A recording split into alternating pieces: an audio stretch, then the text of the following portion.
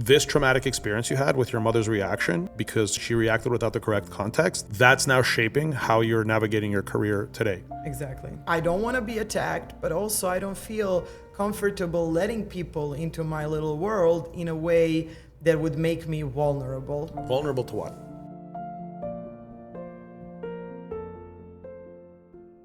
Welcome back to another episode of the Creator Method Podcast. I am excited today because today, and I'm going to jump right into this bio, today on the Creator Method Podcast, we're sitting down with Xenia Dmitrovic, a tennis prodigy turned model, actress, and content creator with over 7,500 followers on Instagram. Xenia's story begins in Serbia, where she grew up during the war, practicing tennis in empty swimming pools and against cracked walls, chasing a dream that felt impossible. After losing her father and facing hardships most of us can't imagine, she used her pain as fuel, first to carve out a life through tennis, and then to reinvent herself completely. Now based in the US, Xenia blends sport, fashion, and storytelling into content that's powerful, expressive, and deeply human. She's living proof that you can start over, that creativity can heal, and that every version of yourself deserves a voice. Xenia, welcome. Oh my God, thank you, Gary. This is so beautiful. I don't think I ever heard the introduction of this kind, and thank you so much. Well, this is very special. You know what? My sentiments exactly. So we've known each other for a bit now, and you've come to Miami before, and we've all hung out. You've come and you've coached our boys and Valeria in tennis. And I remember when you and I did our one-on-one, which was 8-9 months ago, something like that. And since then you've been at multiple events. We've had lunch in Atlanta with other members and stuff. But I remember that first one-on-one, and I think you're laughing because you remember the story. It's a very accurate one. It's a good story, and I think it's very symbolic of kind of who you are overall. And I remember when we were talking, and you kind of in passing said, "Well, yeah, I'm a model and I'm an actress." And I'm a professional tennis player, and you were a stunt woman at the time, all right? And I'm a stunt woman, and you were just so casual about it. And I'm looking at and as you're talking, I'm looking at your Instagram, I'm like, Xenia, where is all this shit? Why am I not seeing this here? Well, it's I don't know, it's not that big of a deal. And I said, hold on a second. I went to ChatGPT, and I put her name into ChatGPT, and I said, what can you tell me about this person? And ChatGPT was so excited.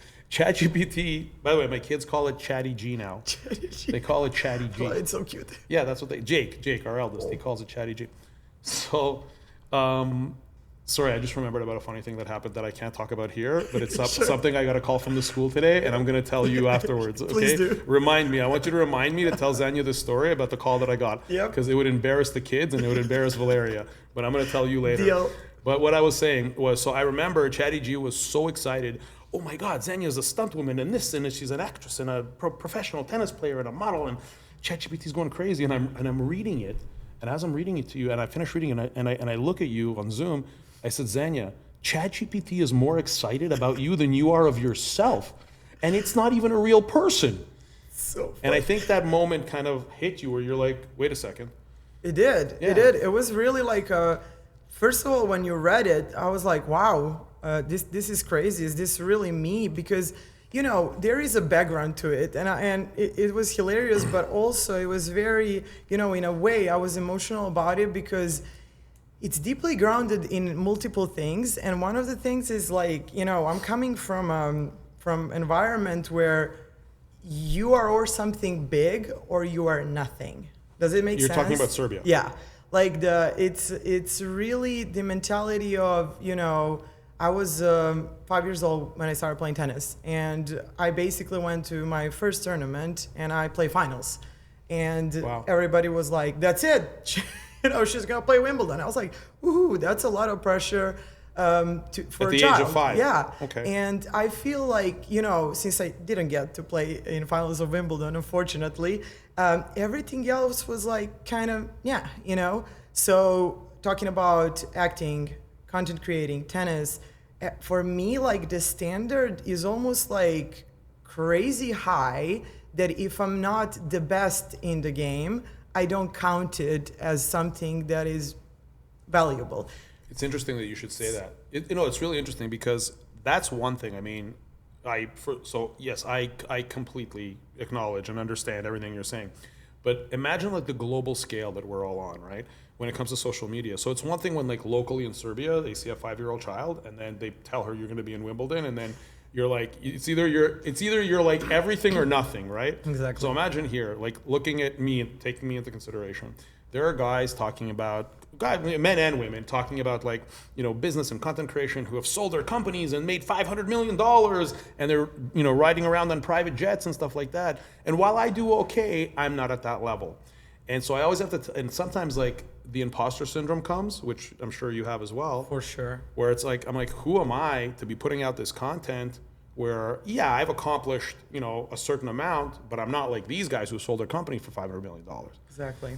And so, and I feel it's like, it's kind of a similar situation. Yeah, I was always also big about it, like, what are my credentials? What, like, am I really up to this quest to share my experience, knowledge with the rest of the world? This is like all normal. There is a lot of athletes. There is a lot of, It's not normal. It's just, that's what I'm saying. That really right there, that video, a lot of my friends actually sent it back to me, and they were like, this is what I've been telling you for a long time. And I was like, you're talking about the reel. Yes, we actually created a reel from that moment. Exactly, yes, that's the real. Yeah. You made it easy for like Yeah. our audience to be like, and I keep repeating it because it's almost like, don't get me wrong, I have a lot of people in my life who support me dearly, but when it came from somebody who really, you didn't know me at all at that point, you just work with, some facts. Sure. As soon as I heard it like loud and clear in that way, it was really like, it was a game changing, and it was game changing for my energy that I input into content creation and my other, careers. And it was really just, that affected me. And thank you for that, because You're it was welcome. very pivotal. And I see the pivot and I see the change in your path since that moment. And like, by no means am I trying to take credit for this moment. No, But by the same token, I do feel like my superpower is I can meet someone even briefly, talk to them for a relatively short amount of time, and gather from them what makes them special and unique. Exactly. And then all I do is really simple. I just hold up a mirror and I said, look, you got to look at this, because you're not seeing this, right? And so for you, you weren't seeing it, and a lot of people don't see it. So I think that's definitely an important lesson. I want to dive into your story. Sure. Because when we talk about like what makes you special and kind of your experiences, you've gone through a lot of hardships. So you grew up during a time of war, I believe, if I'm not mistaken. Yeah. So right after war was happening before I was born. Right. Like the whole craziness in Balkans, right? Right. And then bombing happened when I was 3 years old, basically. So the bombing happened when you were around already. Okay. Yeah. So it started, it's crazy to think about it. And I do get often emotional about it because all the craziness around us that is happening on a global scale. Because, thinking that I was 3 years old and I spent like multiple weeks hiding in basement of my building. Yeah. And I got to tell you, basement in Serbia is not the same as basement here. It's very nasty, but it was all of us. So I'm not, my country was going through a great suffering, and we were united even then in that craziness. So I think this mentality of me seeking community and, working the best, like when I have a lot of people around me, it comes also from that experience. So basically that was the, very early age. It was crazy thinking about it. I always dismiss it because I was like, I was little, but it affected my country for next 2 decades. So It's not solely that event that happened, then quality of life, standards, all the politics and everything, and partially the reason why I decided to leave the country, but that was first like kind of, okay, cruelty of world is in our country and our home. And, it was hard going through it, but also, to be honest with you, Gary, there was never like spring and butterflies time, as I say. Like we were, I grew up very poor. It was always that. It was not really like ever a moment where you say, we just had a great, amazing, high standard life. How old were you when you left Serbia? So I was 17 because I first went to China. I lived. I saw that. Yeah, you went to China. Yeah. So I left when I was 17. It was really like, I can tell you a quick story. What was the trigger? I think it's very funny. I call it the effect of a broken bag. Okay. Paper bag. And basically, I was living in Belgrade at the time, and I had I got enrolled to university in Belgrade. I work in one fitness center, and I lived on a far, far away corner of a third side of Belgrade. And basically, I had no money for that life, student life in a capital city, right? And my mom was sending me food by bus from my town to Belgrade. So I would wake up at 6 a.m., go to bus station, grab my bags, go to university, sit with the same bags, go to the work. And it was 9:30 p.m. in January in Serbia. It's freezing there, right? So it started snowing, and I'm trying to catch the last bus to get home. And I start running behind the bus, and my bags broke.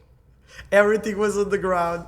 And, now I laugh about it, but then I was not even sad. I was angry. I was screaming behind the bus and crying. And I was like, that's it. I'm leaving this country. That was the trigger. So I thought that's always funny because you know how everybody has certain way of deciding I'm going to leave.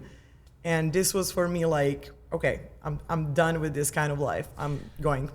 I wanna point something out. When you talk about like your credentials or like when you ask yourself, who am I to create this kind of content? Who am I to give people advice on anything? And I'm going to talk about your content because your story that you're telling me now, and we're going to continue talking about. Yep. I'm not seeing it enough in your content, and maybe that's a conscious choice because you don't want to, but maybe you're just holding it back for another reason. And I want to dive into that in a bit if you're okay with it. Of course. But what I want to say is that when I look at kind of, as an example, when I look at our community, right, like Creator Method, and I look at the diversity of the people, there are people who were born in America, and they were born into circumstances that they may perceive, and I'm not taking anything away from them, sure, that they may perceive as being either difficult or hard. And then there are other people who were born into circumstances such as yours, yeah, right? Who at 17, you're a kid, you're like a child still, and you're a girl who's got up and you left and you moved to China, and then you moved to America, which I want to get into in a second. And then you've got people in the middle. I'm in the middle. Because although I was born in the former Soviet Union in Ukraine, and my family took me out as we were refugees. Oh. We were actually refugees, and we came to Canada in '76, and we went through their social programs and stuff. So I'm kind of in the middle because although I was born there, I had the advantage of growing up in North America, in Canada, right? So I'm kind of in the middle. But I guess what I'm trying to say is that when you talk about your authority to be able to tell a story about hardship, overcoming, you're far more qualified than a lot of people. Thank you. There's basically two type of I would say messengers. People who convey people who convey a message to help other people. There's people who are theorists, like professional educators, and then there's practitioners, right? So you can have, let's say, a Harvard professor who has studied history, who has studied war, who was born in New Jersey, and right, never saw a war, probably never even saw like a gun or never saw anything like that. And then you've got people like yourself who are actually practitioners of reality, who at the age of 3 were in a bomb shelter in Serbia. I'm pointing it out to you because I want you to understand I want you to at least acknowledge the difference between people who have a message that they're conveying to the world, absolutely, who are practitioners of reality and of life, versus theoreticians or theorists. And I just want you to understand how special your message is. Thank you. Because that's what I need to hear. I would rather learn. If I had to teach my children about the hardships of war, I would rather they hear it from you than hear it from the professor. That's right. Yeah. Yeah. So you're more qualified, in my opinion. Yes. Right? I want you to acknowledge that because that's really important. That's a great way to put it, because sometimes due to circumstances in life we didn't get that maybe degree that we wanted, sure, or like the level in athlete life that we wanted, but you know, you sit there and you're like, okay, but I did experience some pretty crazy things. But And you I got did more. degree. And you got a degree. But you did more than experience. Yeah. You beat me to it. You experienced and you accomplished, because now you're sitting across from me at the very young age of 28, right? Yeah, it's just crazy. 28, who at 17, it was only 11 years ago. 11 years ago is like this. Yeah. My kid's only 12 years old. I remember when he was born like it was yesterday. I just saw a baby picture of him. So Yeah. I understand that amount of time. It's not that long. Yeah. So not only did you experience those hardships, but now you also have the benefit, not the benefit, but you have the authority of the one to have overcome it. What did that professor overcome? That's true. I really, and I think that's a great message for everybody out there who's like, you know, waiting for a perfect timing to, you know, become an expert and do this and do that. I mean, first of all, we are overflooded with a lot of incompetent theorists, right? But there, on the other side, there is a lot of people who are like, I kind of feel like I'm ashamed, or I don't want to talk about this, or, you know, what is the value in it? And I'm like, yeah, now when you put it like that, and, you know, it sounds actually like that's the reality of what we have. Listen, I agree. I want to go back to your story, and I want to get back on that path. Is it okay? Just tell me if it's not, then just say it's okay, and we'll cut it out of the video. Yeah. You lost your father when you were at a very early age. Can you Yes. talk about that, or Yeah. you're okay? All right. It's okay, yeah. So how old were you when your father passed away? I was 14. Yeah. Okay, so it's not like you were a little kid who barely remembered him. Yeah, I got to, you know, not only did I got to remember him, but like my dad was my hero. And, you know, I'm the only child. So Oh my God. it's like my dad was like right? And he was not only my hero, but, you know, with all his imperfections, as we all usually have, he was the guy who saw the talent in me and potential, and he gave me wings to, like, you know, conquer the world. This is why you're like this. Yeah. If you don't mind me asking, what happened? So my dad suffered from aneurysm attack. So it was random. It was random. So basically, he had no idea that he had that in his head for like long time. And when it happened, it was just aneurysm bursting, basically. And, you know, what is very crazy is that I went on my last tournament in my career, and I say bye to my dad. And when I get back, he was not anymore there. Oh my God. So I'm so You sorry, know. Xenia. Wow, Thank you. I didn't know this about you, and only in my research did I. Oh, gotcha. Yeah, Find no, you know, it's just crazy because he was the one who really got to, you know, push tennis. He had a vision of me doing great things in it when minded people were really like guilt tripping this man for he was borrowing money from banks, from friends to take me on tournaments. You know, it was not like this was seen as a extra luxurious thing that you do in a country where nobody has anything. So why you think your daughter will do this or whatever? So he bluntly believed. And I think part of me doing certain things in life the way I do them is because I want to honor him as well. And tennis was like, he was big time, you know, into sports and into politics as well. He was, you know, fighting for freedom and the rights for people. Unfortunately, he started studying political science, and then the Belgrade nightlife took him off. And but he had a great energy, you know. Not to take away from my mom, she's also amazing, but she was never. We are still, in a way, very patriarchal society where, like, you know, woman is raising kids sitting at home and man is going out there. So in my case, dad was, you know, taking me to tournaments, you know, supporting their journey, and he saw potential. And, you know, losing him and losing a tennis career the same day, it was pretty crazy. I mean, I would say that was, you know, that was the slippery road of me having, you know, to choose if I'm gonna go right or wrong way, because it was such a cracking point. But despite that, in one day suffering those two losses, right? Or within the same period of time, despite that, you still left. You went to China, then you came here. Like, you still Yeah. are the person, the accomplished person Yeah. sitting in front of me. Yeah. It's in a way, I've never seen it as a choice. There was no choice. We had no money at the time. My mom had no work. I had to start, taking care of helping her, and we had to make this thing called life happen. Yeah. In a way, I almost didn't have that much time to grieve, which I'm realizing, thanks to my therapist, years later. There was no time for that. My brain was just like a strategy, make a plan. I wanted to have fun and go out with my friends and do things. And yes, I did quite a bit of that as well. Well, you should, as you should, yeah, as a young person. Absolutely. Yeah. But, my brain was always like bigger picture. What is next step? How we make it happen? At that point, I knew I cannot studying, going to Belgrade, to capital city, and studying because, there's just like no money. Like I was earning $200 a month working in a fitness center, helping at the front desk and working with some clients. It just like there was really no chance of surviving. And I was okay with just like, leaving everything. It was very emotional and hard for my mom. I'm, the only child.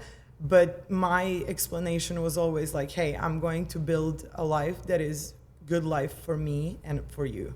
Like, so we got to think about it as I have to sacrifice for the system a little bit. So it's a lot of pressure, being an only child, having your father pass, and being essentially responsible for your mom. Yeah, it's in a way, I always joke, like when they used to ask me as a kid when I was like 7, 8 years old, do you want brother or sister? I was like, no. I was the queen of my castle, I had wonderful grandparents. We all lived together. It was a tiny space, but it was fun occasionally. And I was always like, no, I want to be the center of attention. I'm the only child, in a way. Maybe that's the only way that I'm spoiled about. But then when I turned like 12, 13, 14, I was like, okay, I wish I had brothers and sisters. And then to not talk about the moment where I lost my dad and I had to go work, earn money, I was like, oh, it would be great if I can, just talk with somebody, share a burden. And therefore also, I am very fortunate that I met a lot of angels along the way. And I built great friendships.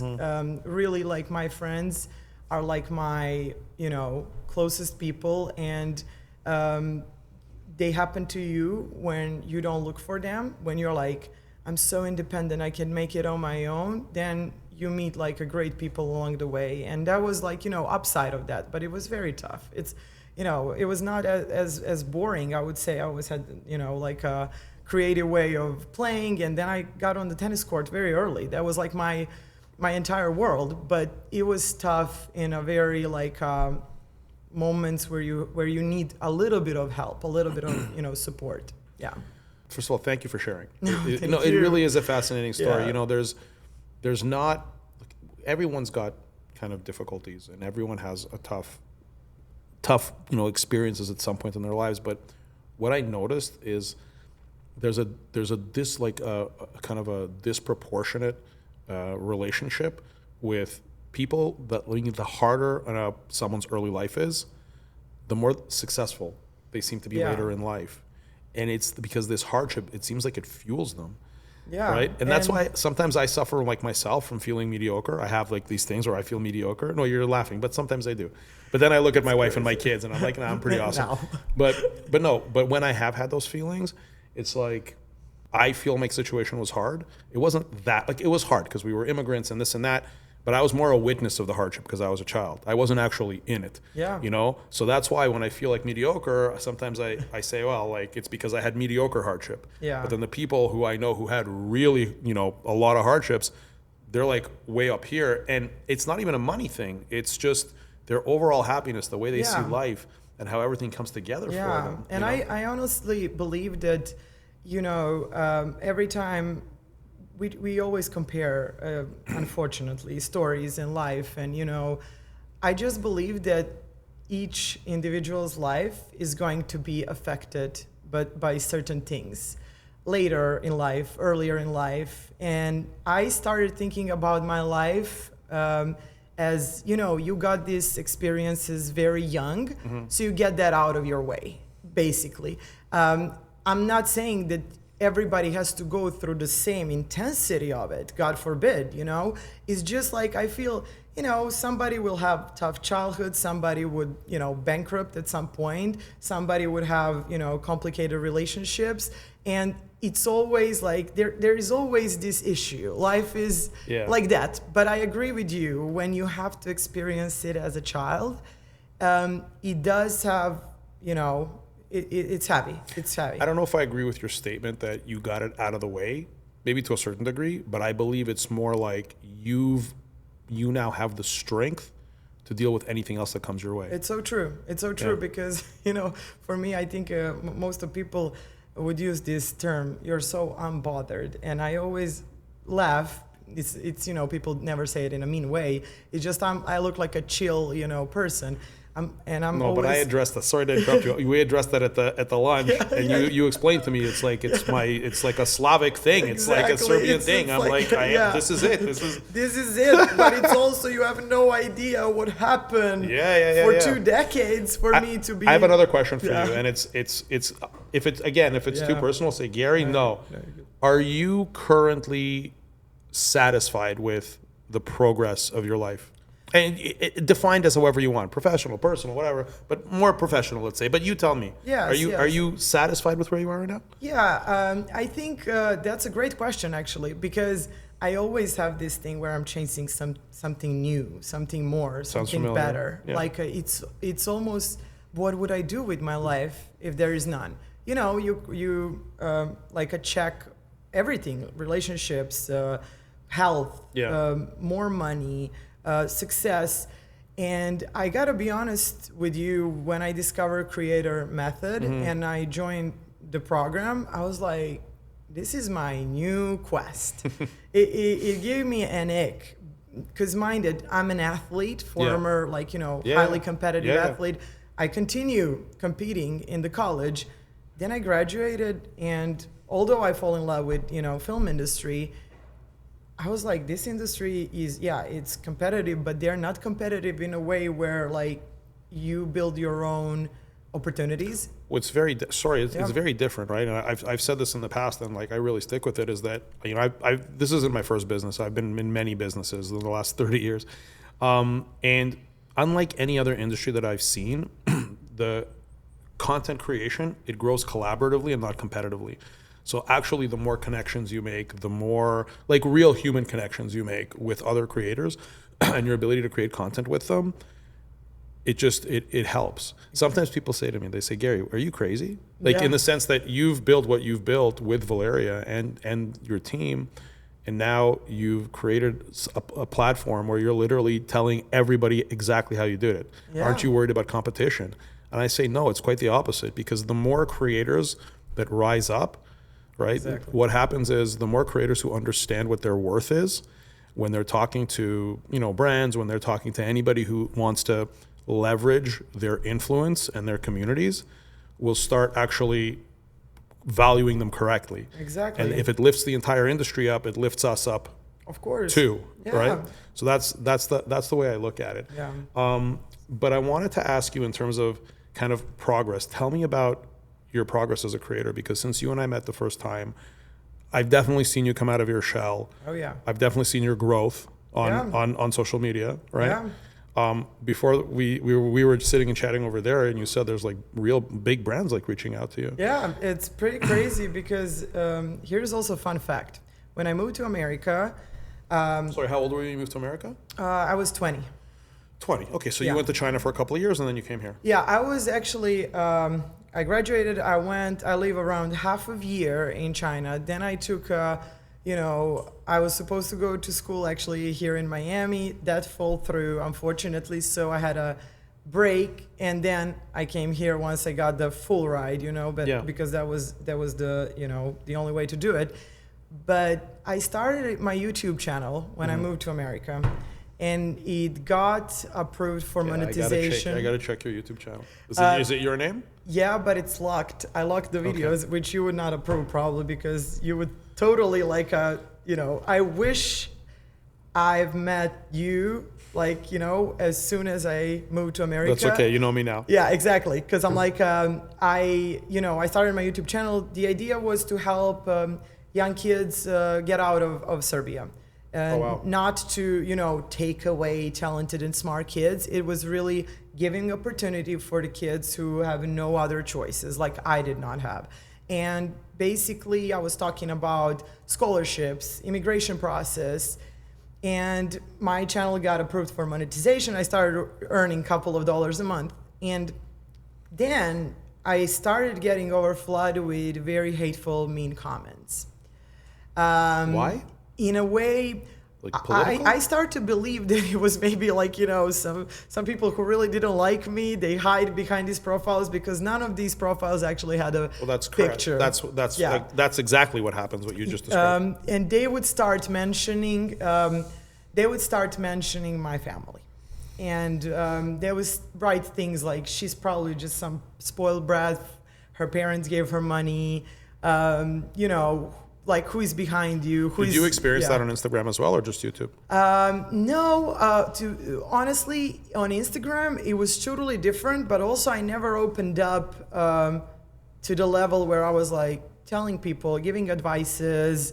That was never a case with Instagram, I believe, because I never triggered it. Is that the reason why you don't open up on Instagram now? Because I'm going to call you out on that. Exactly. No. That's why I said it's such a great question, because I shut down. I mean, I didn't shut down. I still have more than 1,000 subscribers. It was good numbers, but I locked all my videos. I understand. And then when I started doing content creating on Instagram, it was that fear that I was like, I don't want to go through it. Because you minded. My mom would call me from Serbia and she was like, did you get to see what these people are writing about you? She didn't mean to offend me or question me. It was just like, this is affecting us. So in a way, it almost feels like you and Valeria started Creator Method at the moment when I was ready. Because I've been following Valeria for a decade. Oh, wow. And when Creator Method happened, I was like, click. Like, so is it like cool for you, like when you met Max, like the fact that you probably witnessed his birth? Absolutely. It was hilarious. And, meeting entire family, it was such a crazy experience because first of all... It was such a pleasure for us too, by the way. Thank you. Everybody was so kind. And, sometimes you don't know, because people from this social media life and you're like, I gotta kind of like go with the flow, but it's so easy. And you all made it so easy. Thank you. And such a, great parents. Kids are awesome. And what is funny is when Creator Method happened, it was no brainer. It's almost like I was waiting for it to happen. Such a weird thing, because who would think that when I was following Valeria, I just came to America. Yeah. And I never thought about myself in the future as somebody who would create content. Nothing, like I had no opinion about it. I was like, this is cool, but this is not me. This is why I love this. This is why we do this. Because if we can in any way help people in their lives and help them progress, because I really do believe content creation is literally a vehicle to overall self-improvement and fulfillment and happiness. I really do. No, it is. Because I've witnessed it. Like, there are a handful of people who have the experience of going from zero and getting massive scale. It looks like there's a lot of people, but if you actually count how many people have like real scale and influence, and it's not that many. So having this unique experience of seeing what this has done, leveraging this technology and how it improves your overall life and who you are. Notice how when they start getting scale, they all get into shape. Yes. They can't get into shape otherwise. Yes. But when they have this accountability of, not having to, but wanting to look good because they're in the public eye and they've created a community around themselves, that's such a positive thing, because now you're improving your health tremendously. Yes. And I'll tell you one more thing that was very cool about content creating. And when you and I got to talk, it was what do you do? I'm a former competitive athlete. I fall in love with acting and film industry. Yeah. I love fashion. I have opinions about everything, God knows. And you know, at some point I was like, what do you do with all of this? What do you do? I got my degree in fine arts. I was sure I want to perform. And you have a degree in fine arts, by the way. Yes. Just you kind of slip it in there. It was there, yeah. Yeah, okay. Yeah, so, you know, it's also a voice of my grandpa, you know, communist grandpa, Yeah. who would always ask me, so what actually you do for a living? Mm-hmm. He would always ask, what do you do? I'm like that, grandpa, I'm like, you know, doing acting, I'm a performer. What is that? Yeah. If you're not doctor, engineer, scientist, just go home. But anyway, I was thinking, what do I do? And I would go and Google and go to YouTube and look up these videos. What do you do if you have so many interests and you feel like you gotta do it? You and I got to the bottom of that. Exactly. And you were like, why you have to hold on with anything? Of course. And it was social media literally became my tool and medium to do everything I want to do, everything I love to do. Why I have to give up anything? You don't. I want to talk a little bit about your current content because you've said something to me here now that I think is holding you back, right? So let's look at like the first thing. The first thing is your comfort level of talking about certain things. And I believe from what you're telling me that your comfort level is directly influenced by this experience you had with YouTube, when your mom called you and this story that you just told me. So here's what I want to tell you about YouTube. We've had situations where we've been attacked on YouTube for certain things, right? But not on Instagram for the same things, right? Oh. So I'll just give you a quick example. During COVID, in the middle of COVID, we traveled to Costa Rica. And in Canada was very, I don't want to be too rude about Canada, but Canada was they were very impolite in the way that they were trying to control people and the things that they were doing and saying and kind of government overreach. And what had happened was they had made an advisory saying you can't leave Canada. Like you can't because constitutionally they can't do that, but they said we strongly advise you don't leave Canada. But how did people take it? People took it, especially in Canada, is that we're not allowed to leave. And so ever, sure. So we left and we went to Costa Rica and we made vlogs about it and we, short form content, long form, everything. This was back in late 2020. So we got attacked on YouTube completely. Everybody lost their minds. They called us like grandpa killers and baby killers, and we carried the virus to Costa Rica and all this stuff. And we left Canada legally and we entered Costa Rica legally, obviously. Like, we're not criminals, right? My point is that on YouTube is where we got the attacks for the same, like the short form versions of the same storylines, not storylines of the reality of what we were doing. When that went up on Instagram, nobody said anything. Why?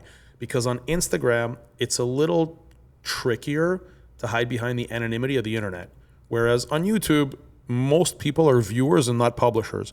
There's a higher ratio, right, of people who are not publishing content to the people who are. So there's so many people not publishing content where they're just logged in with a Gmail account. There's nothing identifying them. Yeah. So YouTube, you're even more anonymous. You can be even more anonymous. So what do anonymous people do? They're brave. They're very brave. They're very brave in talking shit. And so where I think that you've kind of fell into this trap that I think potentially could be holding you back now, and just bear with me. If I'm wrong, I'm wrong, and I'll own it. Of course. But where I think you're potentially holding back on this trap that you've fallen into is that it was a few years ago that this happened, and you got this negative feedback on YouTube, not necessarily because you did anything wrong, but because YouTube is a platform that not promotes it, but allows for this kind of nonsense because people are more anonymous on YouTube. That has nothing to do with you. Exactly. That has nothing to do with your authority on the content. That has nothing to do with anything. And then on top of that, your mom, who I'm guessing isn't like social media like knowledgeable. Far from it. Right. So she just sees the bottom line, and she doesn't understand all this other context about the platform. So to her, and I understand her, she's just seeing someone's talking about my baby like this and it hurts her. So she calls you, and then that tone in her voice, when a mother has her child attacked, not understanding everything that all the context that I explained. Yes. So then you took that as her child and be like, okay, that's it. I got to shut it down. Yes. So you shut down all of YouTube as a result. Cool. No, I mean, not cool. I mean, you should have kept going, but cool for now. Now you're on Instagram. You and I got past kind of that first barrier of you owning your accomplishments and owning who you are as this extraordinary human being. Now you have another barrier to cross, and that's like just not giving a shit about what these maniacs are saying. So true. And thank you for that, because it's a really, this whole conversation, and it turns out to be very emotional as well. I'm so glad I didn't get to cry. It's like, I've also been having this, as you say, Slavic thing, where it's just keep going, like everything is fine. Everything is fine. You don't show emotions. You don't show failure. You don't show exaggeration of anything in life. And that was also partially it. It's like, I don't want to be attacked, but also I don't feel comfortable letting people into my little world in a way that would make me vulnerable. Vulnerable to what? To anything. You're right. Just being perceived. If there's a security issue, I'd understand. That's real, but I don't believe that's the case here. No. Right. So here's kind of my take on it. I believe, and you can tell me I'm wrong, I believe that this traumatic experience you had with your mother's reaction, because she reacted without the correct context, that's now shaping how you're navigating your career today. Exactly. You are a creator. Yes. Through and through. Yes. And so the content that you're putting out right now, which I'm familiar with because I follow you and I see your content, it's good. I'm not saying it's not. As much as we talk about in Creator Method and in general, when it comes to content creation, the process, the strategy, tactics, all of that is important. And you have all of that. But the piece of content creation that makes people, the difference between somebody with, 10,000 followers and somebody with 10 million is the artistry. It is. It's the artistry. I agree. That's what it is. Yeah. Because someone can post the exact same amount of content, the exact same cinematography, the exact same video quality, cameras, angle, lighting, all of that. They can do the exact same thing. They can post 5,000 posts over time and get 10 million followers, or 5,000 posts over time and get 10,000 followers. So the delta, the really defining factor between the two is the artistry. Yeah. Right. True. So for you as an artist, unless you're able to, if you want to, you don't have to. I'm not saying you have to. Yes. But if you want to share the story of your life and give advice based on your advanced credibility versus the theoreticians that we talked about, that's a pretty good way to. Then I believe that it's your artistry right now, because the tactics and the strategy you got. Yes. It's the artistry. Yes. It's really. I agree with that. It's also giving yourself a freedom to express yourself without not caring about other people's opinions or them questioning you, because truly nobody understands ever what is happening behind the scenes in your life. I know, but I think you're even that you shouldn't be thinking about. Do you know what? So I'll tell you why. Because here's the thing: you don't owe anybody anything.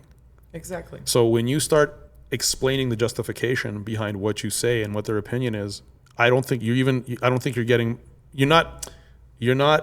not explaining my point to you correctly. Exactly. What I'm saying to you is you should completely not care. Yeah. And just delete the post and block them. Yes. And that was one of the things that I learned from you very quick when you said how you and Valeria dealt with it.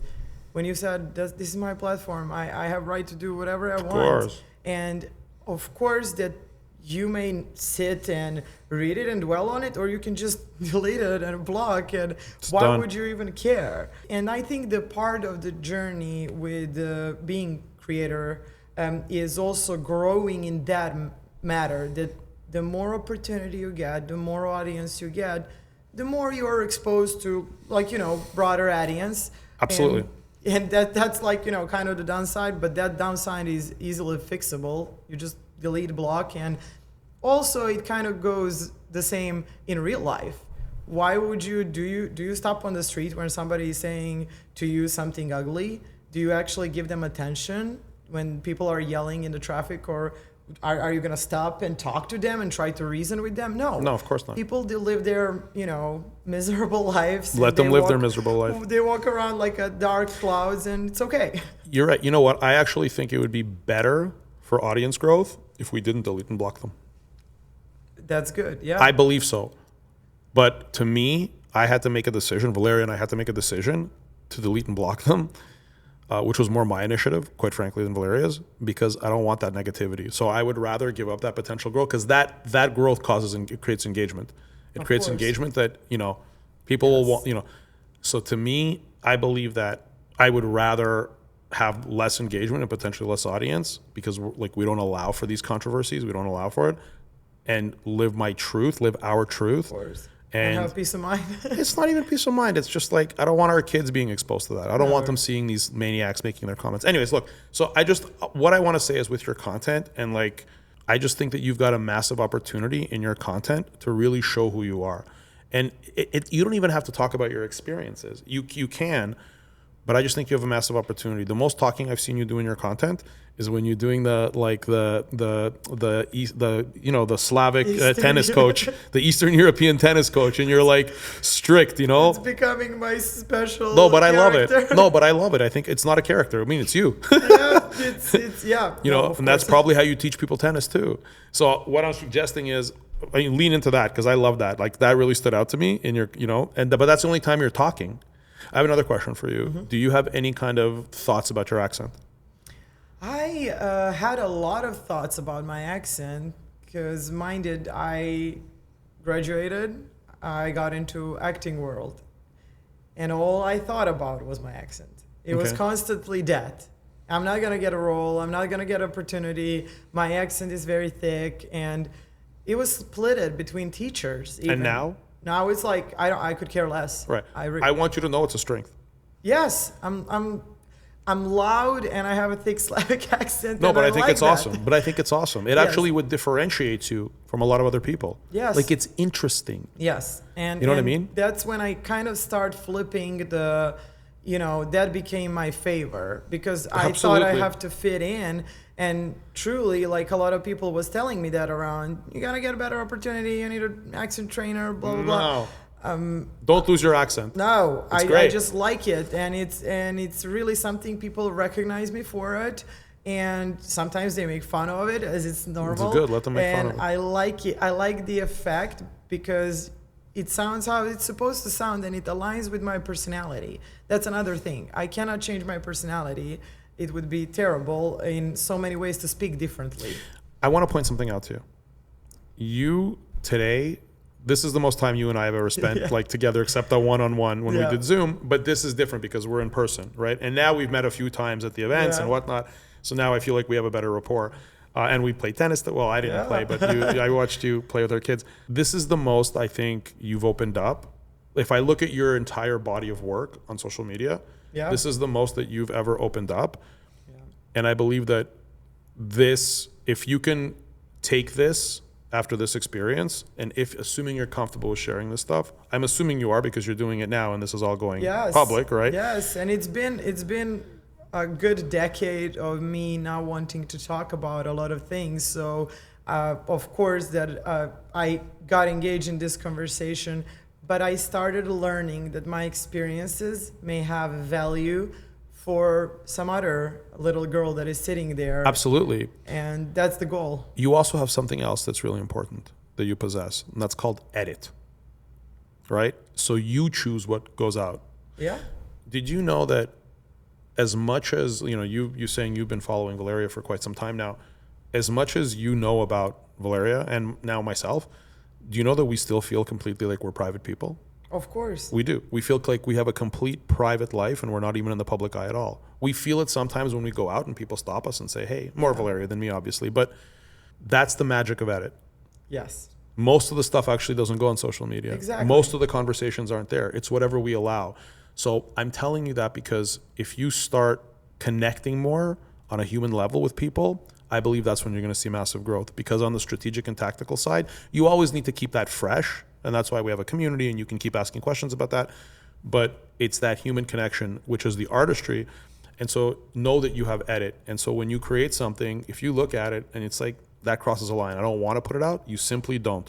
Yes. And I agree with you. And I think balance is out there. And I want to always question myself, does this have a value? If it does have a value to inspire, to affect somebody's life, I'll gladly share it. Now that I figure out some things with my therapist. It's so much easier. So yeah, it really feels like it's important to do that because it adds to the reality as well. It creates connection. But from a technical perspective, how would you incorporate things like this? How would you incorporate like the advice, the storytelling about your life, weaving in this origin story and pulling from like your experiences from your earlier life? I believe that that's really going to help in, humanizing. You see Valeria do it all the time. She's constantly weaving in her story. She's bringing her mother in. The kids are there. I'm there talking about how we met. Just today, she put up a carousel of her pregnant with our first kid. Yes, I saw it. So cute. Right. And I believe that's one of the reasons why I stick with Lipovetsky Thank you. project is Valeria didn't get to give up her real values and her opinions about things that are, a lot of people can fight you on it. Sure. I feel like that's authenticity, that you preserve your voice and you don't get to compromise for no brand, no amount of money, who you are as a human being. And there is no creator, influencer, I would say, that I've been sticking with for so long, because you get to see people through different stages and seeing family, relationships, business, great campaigns, traveling, a lot of things together. Usually I find something that I kind of don't like. Sure. But with you all, that's the thing. You keep being who you are. This is no pretend game. I feel like social media is a huge trap to be presenting yourself as something totally different. It's too difficult. Yeah. It's too difficult because we're not actors. That's what I'm saying. So Valeria can't act. Yeah. So to me and Valeria, we're just like, we're not actors. We're not going to start trying to figure this out. We're just going to be who we are, and it is who we are, and we're going to, put out content based on what we're into. There is no faking it. Yeah, absolutely. I'm not saying that we have to, take out the trash and uncomfortable things from our lives out there in the public, but edit. Yeah, edit. Being real is part of it. Sure. You all walking around the house and you doing. I'm starting to associate cold plunge with Gary now. It's so funny. It's just like you're the best walking marketing for whoever is providing that cold plunge. I love cold plunging, so that's it's so funny because we know it's going to happen every morning. It's almost like you condition audience. The only reason right now I'm not doing it is because my cold plunge, the one that makes ice, because I like the ice one. I have one that doesn't make ice and one that does. The one that makes ice, I'm having a hard time with it right now. It's a little bit not working, so we're getting it fixed. Yeah. And once the ice starts going again, I'll be in it. I go in the other one now, which isn't as cold. So we love it. It doesn't feel great to me. It's very your signature. But it's like I love it. I just enjoy it. Super authentic, and that's another thing. You talking about the value of people, practitioners who live through things. I believe we overuse a little bit word authenticity. It's really not, I'm so special, I'm so different. It's the experience that you've been gaining since the day you were born and how you dealt with it. Absolutely. And you just become this product at a certain point where your audience or whoever arrives in this circus of your life, and you're like, here I am with everything I lived. I want to say something to you that I hope, like, we kind of talked about it, but as you're speaking, I kind of packaged it in my head. If it's true that the value of our message stems from the sum of our experiences, then how valuable is your message? Yeah, I hope it's pretty valuable, and I hope that if I can do one thing for people is like lift them up when they need that push that I was talking about. Well, sometimes you do, and you will. Yeah.